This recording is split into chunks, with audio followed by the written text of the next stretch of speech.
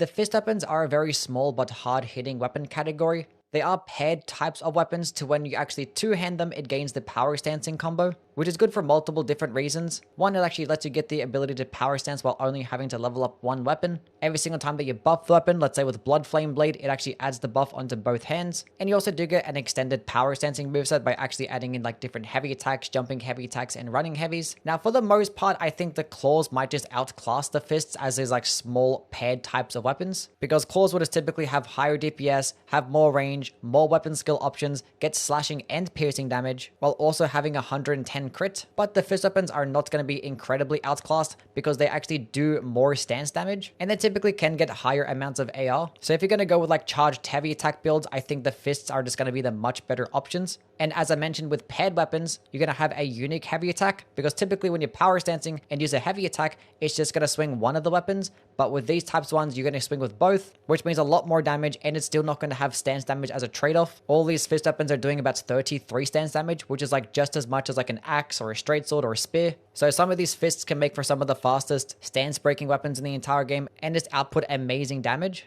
But I think that is going to be the only use that the fists have, because they don't really have many weapon skill options. They're not going to be good DPS in terms of light attacks, and they're going to have really, really poor range. So for the most part, this entire list, all 14 of this fist, I'm going to value things like charged heavy attack builds much more than anything else. And also, once again, do keep in mind, just like all the other weapon categories that I ranked, the weapons are going to be ranked from worst to best based on how well they perform and how useful they are in PvE.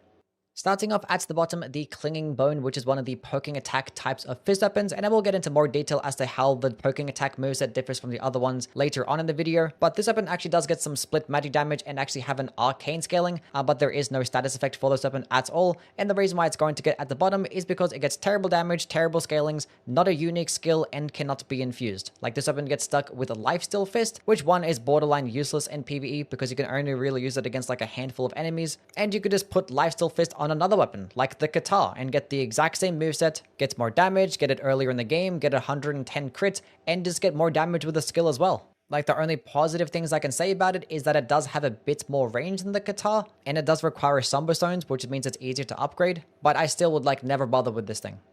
Number 13, the Madding Hand, which is one of the new ones from the DLC. Now, this is just like a basic fist-based weapon, gets the exact same moveset as things like the Iron Balls, Star Fist, and even like just your bare fists in general. Now, this weapon cannot be infused, does get scalings in like basically every stat but Arcane, and also does come with passive Madness buildup, which is going to be like the main reason why it's going to get this low in the list, because it is just a PvE-based list, and Madness basically does nothing in PvE, unless you're fighting NPCs to where this thing can be pretty decent. And if you are going to go with a faith-based build, you could go ahead and like level this thing up, just leave it in your back pocket and switch to it every single time that you actually wanted to just go fight NPCs. But there are so many different things that can just cheese them anyway, and leveling up an entire dedicated weapon just to have that one specific purpose might not be like the most ideal thing. It also does boost your damage if you do proc Madness upon yourself or nearby enemies, so maybe if you're going to go like a Madness build or use like Hellish Brew before a boss fight, it could be pretty useful there. But that's only if you're going to be doing like one-shotting types of builds or whatnot. So overall, it's just going to be pretty niche, and this is never going to be used as a primary option. And the fact that you get it very late in the game in like a very annoying location kind of makes you not really want to use it like ever.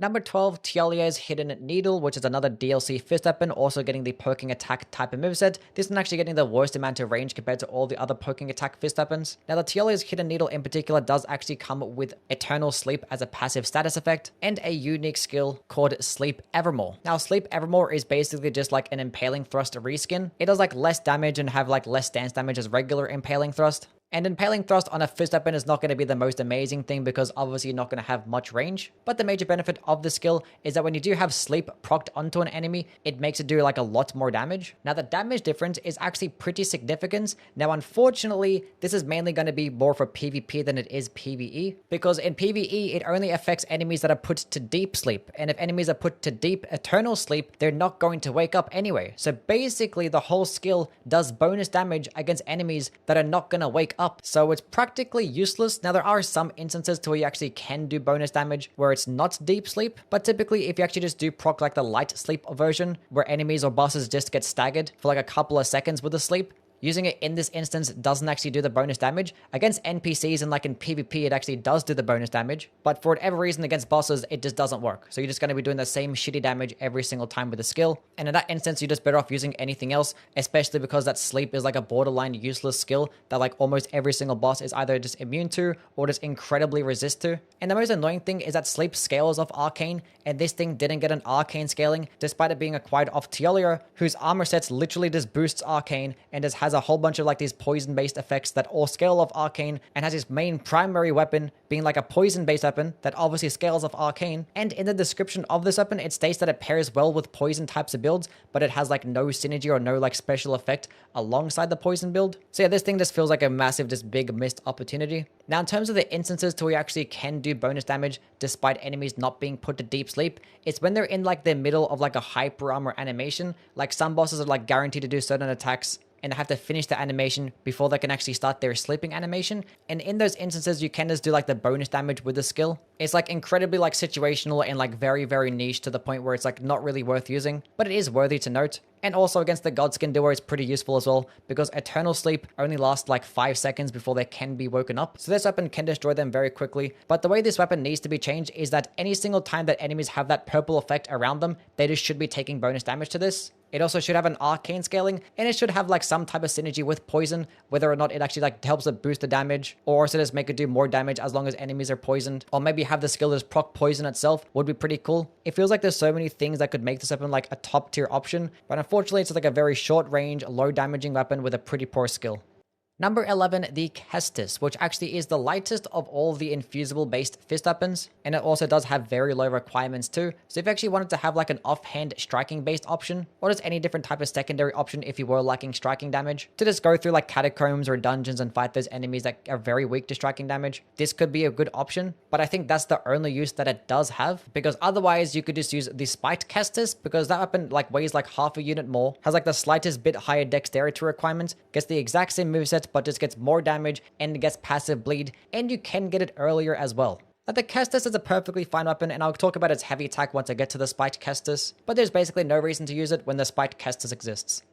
Number 10, the Cypher Pata, which is a pure holy damaging weapon with a pure faith scaling and faith requirement. Also just weighs 0 units, which is like the lightest weapon in the entire game. Now, it's not going to get the most amazing damage by any means, but the benefit of just having one damage type is that you don't have to go through multiple defenses, and if you're using elemental buffs like the Sacred Scorpion Charm or the Holy Tier, you're going to benefit way more. Now, the major use of these weapons is to be paired alongside like a casting type of build. If you wanted to have like a faith build where you're just primarily going to be using weapons, you're still going to benefit a bit more of just having like a sidearm option, and the Cypher Pata just might be that thing for you.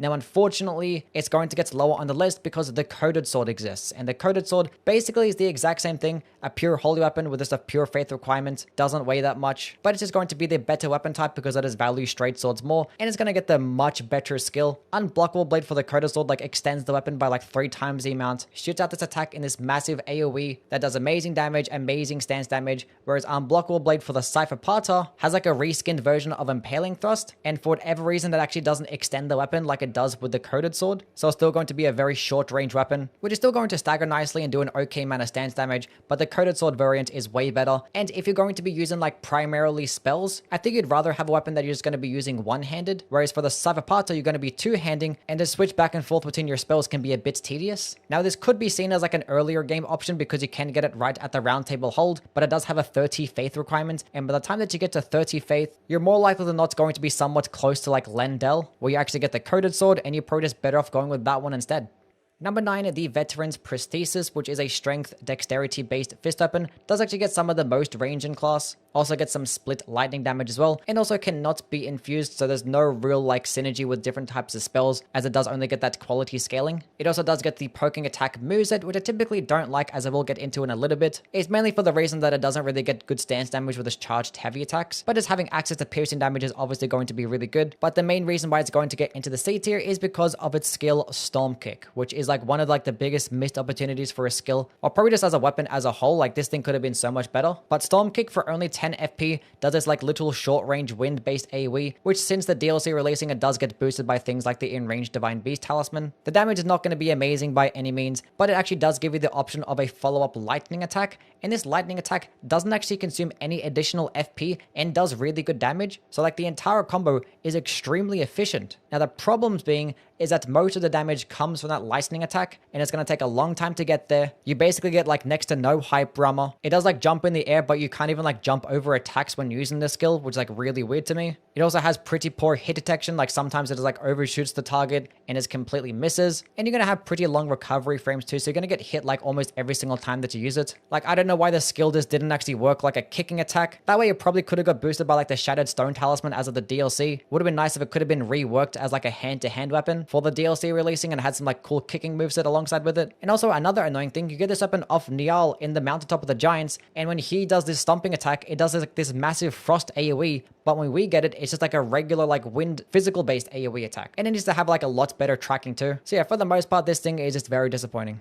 Number 8, the Kata, which is an infusible based fist that actually does offer some of the worst damage in class. Basically every single infusion, almost every single other infusible fist can just get more damage, but this weapon can be acquired relatively earlier on in the game. Does actually come with some split piercing and slashing damage, as it does have that poking attack moveset. Also does get 110 crit, so it's very comparable to something like the claws. They also get slashing, piercing damage, 110 crit, and a poking attack type of heavy. But the thing is, the claws are also going to get passive bleed, get more skill options, and get much better movesets, as their light attacks offer you some of the highest DPS in the entire game. Now, one thing that I did mention at the start of the video is that fist weapons will actually get you a bit more stance damage, and it just makes their charged heavy attack builds be a lot better. But the thing is, with the Kata, it gets 15 stance damage, which is like literally less than half the amount of stance damage compared to all the other fist weapons. It's also even less than a claw as well with a charged heavy attack. It's always been that way, and it hasn't been fixed at all. Like, it feels like it has to be like a bug. And this is not just for the Kata, like basically every single poking attack type of fist weapon that actually offers you this piercing damage. Like all these heavy attacks just do terrible stance damage for some reason. And funnily enough, if you actually have this weapon one-handed,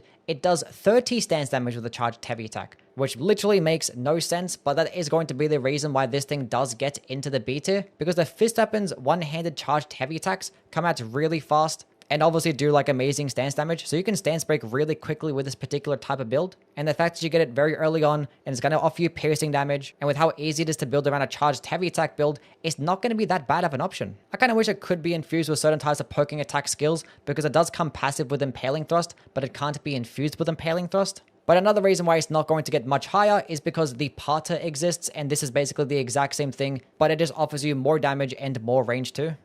Number 7, the Grafted Dragon, which is a faith and strength based fist weapon that works a lot differently to the others, in that it cannot be two-handed, so therefore you're going to be stuck just one-handing it the entire time, unless you find another fist weapon to put in your offhand so you can actually do the power sensing combo. So this is obviously going to be a major downside. Just only being limited to like the one-handed fist moveset is not going to be ideal. Now thankfully the charge attacks are still going to be really quick and do just as much stance damage as I mentioned with the Kata, but it doesn't get a unique moveset at all. Every single fist weapon gets the exact same moveset and exact same stance damage when you have them one-handed. And if you just go with an infusible fist weapon, it's going to get more damage. You can put Cragblade onto it, and it's just going to perform much better with a charged heavy attack build compared to the Grafted Dragon. So yeah, I don't know why this thing could not be two-handed at all. It would have made it a lot more unique, especially because they literally designed a torch in the DLC with a unique two-handed light attack combo that looks like it could have been for the Grafted Dragon, and yet they just didn't really care to like animate like a unique two-handed combo. Like, this is a remembrance weapon of the first major remembrance boss, and then didn't give it a unique moveset, but this random ass torch in the DLC got one. Doesn't make any sense. But thankfully, its skill is actually pretty useful. In Bear Witness, it actually does serve as a pretty high damaging fire-based AoE attack. The AoE explosion itself doesn't really go that far. You have to be like pretty close to an enemy, and it does have quite a bit of a long starting up animation. That doesn't really get any hype armor, but you are lower to the ground, so a lot of attacks can go over your head. Now, thankfully, the recovery frames are basically instant. Like, soon as you like explode the weapon, you can just roll out of it straight away. And it does leave out like a bunch of these like little fire pits in a pretty wide area. It doesn't do much damage, but it is going to be a little bit more, which is definitely not a downside. So if you are surrounded by a bunch of trash mobs, or if you wanted to like just send smaller enemies flying to the ground, or just do like high amounts of damage in one hit, this skill can be very useful. But yeah, unfortunately, it just cannot be two-handed, so its moveset is going to be lacking. If you could just two-hand this thing, and if it is offered like a different moveset, I'd probably put it into the A tier. But B tier is really as high as it can go. Number 6, the Spiked Kestis, which is one of the earliest fist-based weapons that you can actually go acquire. It's only like a 1-minute ride away from like the Guts' Greatsword and the Dragon Burrow. And it actually is going to be a decent damaging bleed-based fist weapon too that can be infused. And obviously bleed as a status effect is amazing, and this being a paired weapon or a power stance weapon, it means that it can proc bleed pretty quickly, especially if you throw Blood Flame Blade onto the top of it, because using Blood Flame Blade actually puts the effect onto both hands. Now the thing is, if you actually wanted to have like this short range bleed based weapon, I'd rather just go with the claws because it does have much better DPS, have more range, and also just offer you 110 crit. And just getting the mix up of both slashing damage and piercing damages is going to be more useful in my opinion. But the Spiked Kestis can be acquired earlier and does get a pretty good charged heavy attack. It is also going to be like a 1-2 punch, which is similar to like the poking attack fist weapons, but thankfully it actually does do respectable stance damage with that same 33 stance as all the other fist weapons get. Now the major problem with this heavy attack is that it literally gets less damage than all the other ones. Like for some reason the motion values are just lower, and most of the damage and most of the stance damage comes off the second hit, which means there might be instances to where you actually only hit with the first attack and get staggered out before the second one lands, and you're just missing out on a whole bunch more damage and stance damage. And also this thing is going to be directly outclassed by the Star Fist, which is another blade-based fist weapon that you do get a little bit later in the game, but that weapon just gets more damage and just gets the much better heavy attack as it comes out faster and just does more damage too. So I think its major use is it's going to be like another Kestis if you just wanted to have like a secondary striking based weapon to go through some dungeons, and also just having like a lighter option that can proc bleed with lower requirements and just do some nice stance damage. Like it's pretty good overall, but the Star Fist is going to be the much better primary option. Number 5, the Iron Balls, which is one of the best weapons in the entire game. Like this thing can just straight up just destroy everything from start to finish. Those charged heavy attacks come out instantly, do 33 stance damage every single time, don't consume much stamina, and it can make for one of the fastest stance breaking weapons in the entire game. Now the only reason why it's still going to get into the B tier is because the Star Fist exists. And the Star Fist is basically the exact same weapon with the exact same moveset, but it just gets more damage with every infusion and gets passive bleed. So it's just like the infinitely more useful weapon. It does like the slightest bit more and have like the slightest bit higher requirements, but it's barely noticeable, and this is going to be the direct upgrade. Now obviously you can get to the Iron Balls a bit earlier in the game, especially if you do kill Bogart early, but for most people I kind of recommend just doing a bit of his quest line so you can actually unlock the Boiled Crabs, and at that point you're going to be killing him in the Altus Plateau, and right next to the Altus Plateau is Lendel where you pick up the Star Fists. So at best the use for the Iron Balls is that it's going to be like a good option to kill like 3 or 4 bosses until you get the Star Fist, then you just use that throughout the rest of the game. Number 4, the Poisoned Hand, another weapon from the DLC. This one getting the exact same moveset as things like the Iron Brawl and the Star Fist, which does involve those really fast charged heavy attacks. Now this one cannot be infused and does only offer you an arcane scaling with pretty poor base damage, so if you actually did want to go with those charged heavy attack builds, the Star Fist and Iron Balls are just gonna perform better. But this actually does have a few different uses. One, it actually does come with passive deadly poison, and with this thing getting an A scaling and arcane, it can proc it very quickly, especially with the unique skill that it does have, which is like this short range punching attack. But with this attack, it can easily proc poison on like every single boss within like 1 to 2 hits. And you also get a special effect of gaining bonus damage when you do proc poison. You gain roughly around 7.5% more damage every single time that you proc it on an enemy or get procced with it yourself. And this effect does stack with things like the Kindred of Rot Exaltation and the Mushroom Crown. So any single time that you're going to go with a poison build, you can just leave this in the offhand because you don't actually have to proc poison with the weapon itself as long as you just have it equipped. But even if you didn't have a poison build, and let's say you had like a bleed based arcane build, I would still probably use the weapon. You can just start off the boss fight using the fist, just punch them like once or twice, they'll proc deadly poison, and then switch back to your main weapons, and you just gain a bunch more damage, and just have the boss take roughly around 5% damage over the next 30 seconds. So yes, its main use is going to be a secondary option, but as a primary option, it does have a very specific use, because it only weighs 1 unit and does pure physical damage, so therefore, with those blue dancer charm types of builds, where you're not going to really be using much armor, specifically with things like the Rock Heart transformation and those Dragon Communion Dragon Maw builds, the Poison Hands might actually make for one of the best pairings. So it's not going to be like the highest damaging option, probably not going to be the best arcane option, but there are plenty of different uses for the Poisoned Hand that makes it an A tier. Number 3, the Golem Fist, which this weapon has gotten better with patch after patch, and I did just do a run today with it on stream only using the charged heavy attacks, and it performed extremely well. This is an infusible fist that actually does get the highest damage in class, and yes, it can even outdamage the Star Fist with basically every single infusion. Now it does have a bit higher requirements, specifically with that strength stat, so you're kind of really only limited to a strength type of build.